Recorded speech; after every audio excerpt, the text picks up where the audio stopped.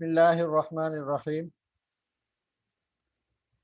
सबसे पहले तो यहाँ टूल बार में हमने तकरीबन ये दो तीन टूल्स के अलावा बाकी सारे टूल हमारे इस्तेमाल में आ चुके हैं और हमने इनको पढ़ भी लिया है और कुछ ना कुछ समझ भी लिया है। मैं ज़्यादा टूल वो वाले सिखाने की कोशिश करता हूँ जो हम बहुत ज़्यादा इस्तेमाल करते हैं।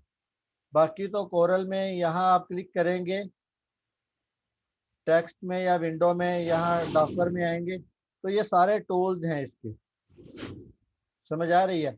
लेकिन इनका फ़ायदा तब होता है जब आपके प्रैक्टिकल लाइफ में जो इनका इस्तेमाल शुरू हो जाएगा। अगर प्रैक्टिकल लाइफ में इनका इस्तेमाल शुरू नहीं होगा तब तक आपको ये भूल जाएंगे। तो आज चलते हैं एक नए टूल की जानिब, तो उसको देखते हैं कि वो उसका काम क्या है और वो क्या काम कर सकता है। उस टूल का नाम है इन्वेलप टूल। इन्वेलप टूल का फ़ायदा क्या है वो आप देखें। ये हमने एक बॉक्स लगाया, इस बॉक्स की हमने शेप चेंज कर दी। ठीक है, शेप चेंज करने के बाद अब हम क्या करते हैं, यहाँ कुछ वर्डिंग लिख लेते हैं।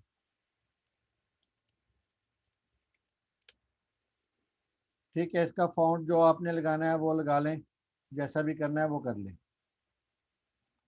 यहाँ आप आएंगे तो ये इन्वेलप टूल के नाम से एक टूल मौजूद है। ठीक है, इन्वेलप टूल पर आपने क्लिक करना है। जिनके पास कोई पुराना वर्जन है, मतलब कोरल 7 X7 या इस तरह का कोई और वर्जन है, तो मुमकिन है उनका जो ये इन्वेलप टूल है वो यहाँ ना मौजूद हो। अगर यहाँ मौजूद ना हो तो फिर इसकी जो शॉर्ट की है वो है Ctrl+F7।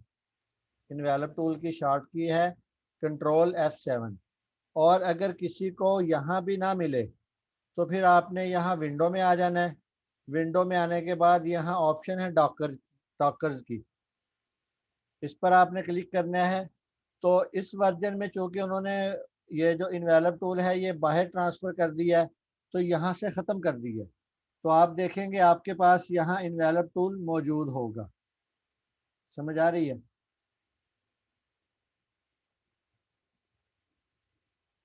यहाँ मेरे पास मौजूद नहीं है, लेकिन जो इससे पिछले वर्जन है ना, उनके पास जो इन्वेलप टूल मौजूद होगा वो विंडो में, विंडो के बाद डॉकर में, डॉकर के बाद यहाँ देखेंगे ना तो आपको इन्वेलप टूल नज़र आ जाएगा। ठीक है, इसका काम क्या है वो अब देखें। ये हमने क्लिक किया, ये हमने इन्वेलप टूल ले लिया। इन्वेलप टूल लेने के बाद यहाँ आप देखेंगे तो की प्लान लिखा हुआ है, आगे ऐड न्यू इन्वेलप, इस पर क्लिक करें तो यहाँ आप अपनी मर्जी की इसकी शेप आप दे सकते हैं। यूँ जिस तरफ को मर्जी आप इसको खींच कर ले जाएं, ये यूँ बना देगा। दूसरा, अब हमारे सामने ये वाला बॉक्स बना हुआ था, इसका फ़ायदा क्या है। तीसरे नंबर पर क्रिएट इन्वेलप फ्रॉम लिखा होगा, इस पर क्लिक करेंगे तो ये तीर का निशान आ जाएगा। इस पर क्लिक करें तो ये देखें, जैसी शेप इसकी बनी हुई थी वैसी ही शेप इसकी बन गई। समझ आई। दोबारा देखें, इस शेप को हम थोड़ा सा चेंज करते हैं।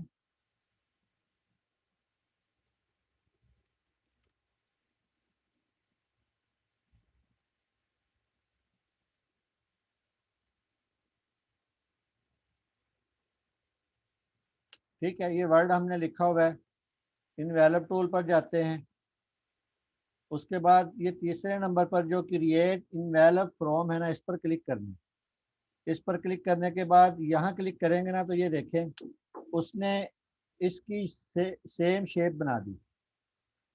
अब ये आप कहाँ कहाँ अप्लाई कर सकते हैं, ये आपकी अपनी स्वाबदीद है कि आप इस टूल को कहाँ कहाँ अप्लाई कर सकते हैं। सिर्फ यही नहीं, आप इसको बहुत सारी मुख्तलिफ जगहों पर, जैसे मैं अभी आपको एक और करके दिखाता हूँ।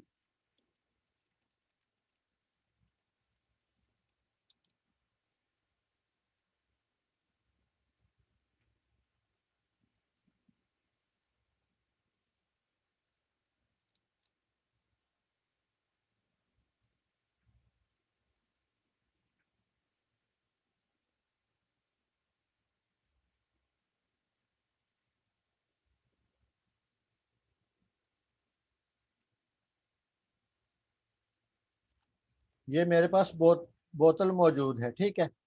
अब ये बोतल जेपीजी है।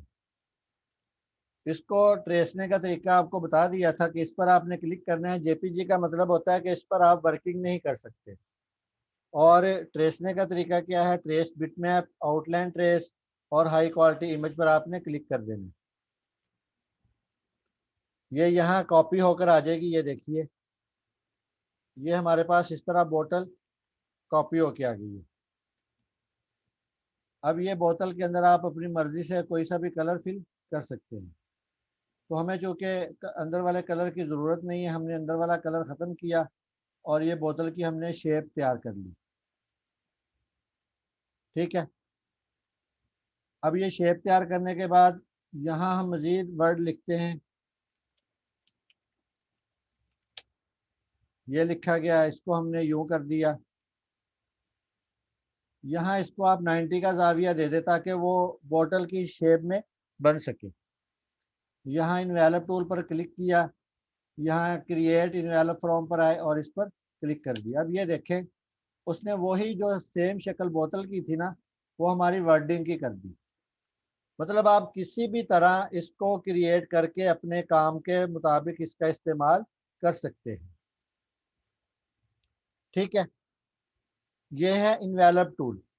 इसके फ़ायदे बहुत ज़्यादा हैं और ये इस्तेमाल भी बहुत सारी जगहों पर होता है।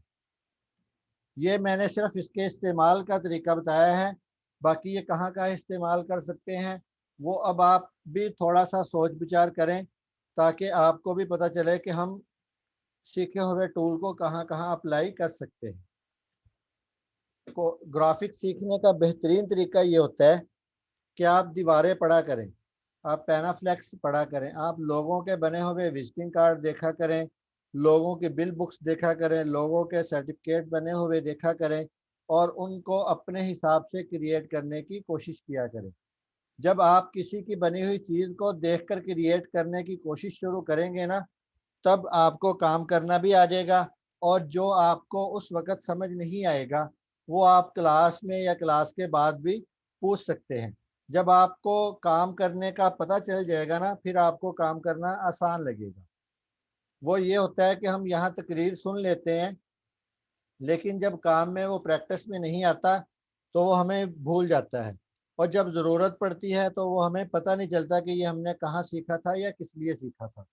तो इसलिए कोशिश किया कीजिए कि दीवारें पढ़ा करें, लोगों की शॉप जो हैं वो पढ़ा करें, शॉप पर कैसे कैसे डिज़ाइन क्रिएट होते हैं उनको करने की, उनको बनाने की। अब तो सबके पास बड़े मोबाइल मौजूद है, तस्वीर खींच के लें जो डिज़ाइन आपको अच्छा लगता है, घर बैठकर उसकी कॉपी करने की कोशिश करें।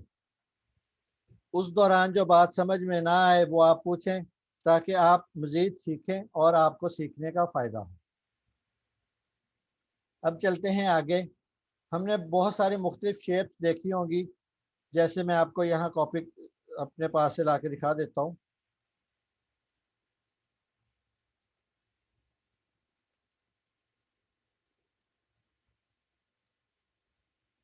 जो हमारे यहाँ इश्तिहारात वगैरह बनते हैं ना, वो आपने देखे होंगे, अक्सर उनके अंदर बॉक्स लगे होते हैं, मुख्तलिफ कैटेगरियों के और मुख्तलिफ तरह के बॉक्स बने होते हैं। वो बॉक्स बनाने का तरीका क्या होता है? तो वो बॉक्स बनाने का तरीका इंतहाई आसान है। आज आपके साथ थोड़ा सा वो भी डिस्कस कर लेते हैं। जैसे ये मेरे पास पिक्चर है, अब इस पिक्चर के मुताबिक हम बॉक्स कौन कौन सा बना सकते हैं? तकरीबन सारे ही बना सकते हैं और आप बनाने सीख भी चुके हैं। मिसाल के तौर पर यहाँ हम ये वाला बॉक्स बनाने की कोशिश करते हैं। ये आपको नज़र आ रहा है, ये अब इस कैटेगरी में है। अब इसमें कलर्स वगैरह नहीं भर सकते हम, ठीक है। हम इसको अगर ट्रेसना चाहें तो हम इसको छोटा होने की वजह से ट्रेस नहीं सकते। तो हम क्या करते हैं, हम इस बॉक्स को क्रिएट करने की कोशिश करते हैं। सबसे पहले आपने रेक्टेंगल लेना है।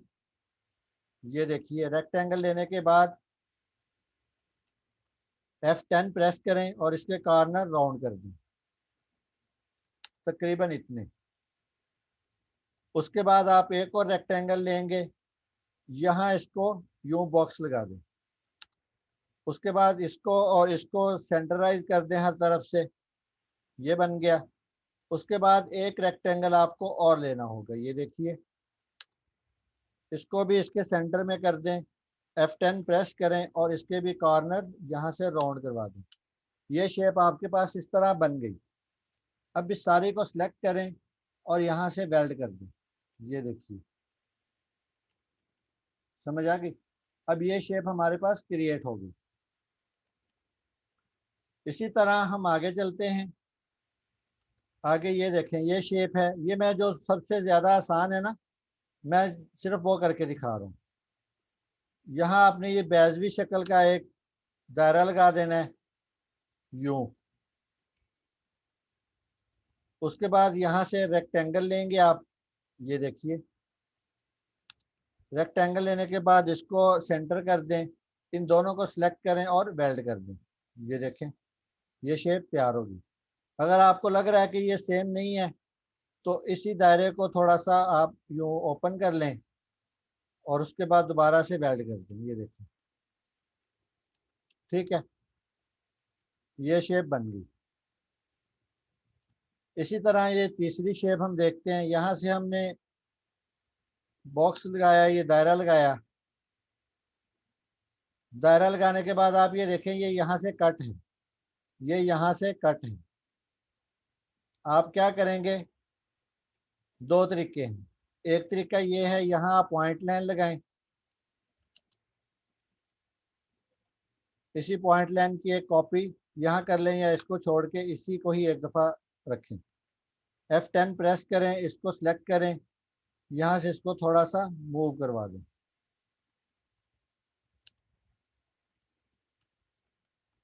इसी तरह इसकी आप कॉपी ले लें।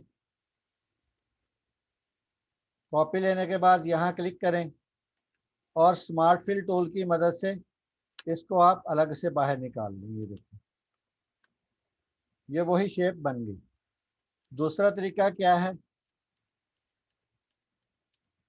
ये एक बॉक्स लगाया, एक बॉक्स लगाने के बाद यहाँ एक बॉक्स और लगा दें, दायरा जिसको बोलते हैं ना, गोल दायरा, ये लगाने के बाद इसी की एक कॉपी यहाँ लगा दें। ये इस तरह बन गया। यहाँ से स्मार्ट फिल टूल लें और इसको यूं बाहर निकाल दें, ये देखिए, ये तकरीबन वही शेप हमारे सामने बन गई है। इसी तरह यहाँ ये वाली शेप है, इस शेप को क्रिएट करने का भी आसान सा तरीका है, ये देखिए। अब मेरे हिसाब से मैंने कोई नया टूल यहाँ क्रिएट नहीं किया, ना ही मैंने कोई नया टूल यहाँ सिखाया है। जो आप सीख चुके हैं उन्हीं को ही अप्लाई करवाने की कोशिश कर रहा हूँ, ठीक है।